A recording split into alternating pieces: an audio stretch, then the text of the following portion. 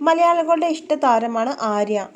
കഴിഞ്ഞ ദിവസം കന്മഷി എന്ന ചിത്രത്തിന്റെ പ്രീമിയറിനെത്തിയ മുൻ ബിഗ് ബോസ് താരവും നടിയുമായ ആര്യയോടും ആരായിരിക്കും കപ്പ് അടിക്കാനുള്ള സാധ്യത എന്ന ചോദ്യം ഉയർന്നിരുന്നു.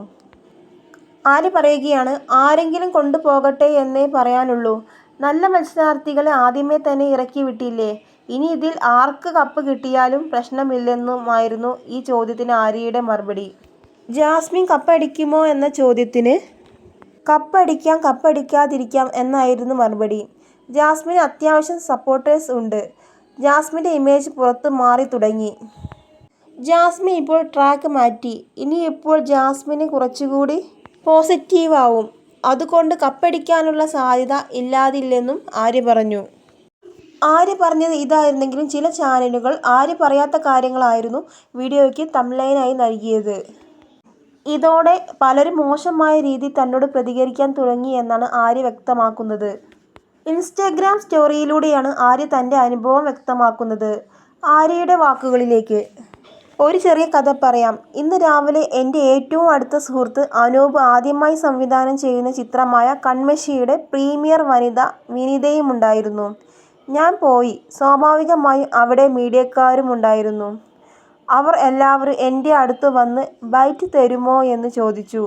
നമ്മൾ ഒരു പടത്തിന്റെ പ്രീമിയറിന് വരുമ്പോൾ അതിനെക്കുറിച്ചാണല്ലോ നമ്മൾ സംസാരിക്കേണ്ടതെന്നാണ് ഞാൻ സംസാരിച്ചത്. അതുകൊണ്ട് ഞാൻ ബൈറ്റ് കൊടുക്കാമെന്ന് പറഞ്ഞു. അങ്ങനെ ഞാൻ പോയി നിന്നു. അവർ ആദ്യത്തെ ചോദ്യം ചോദിച്ചു.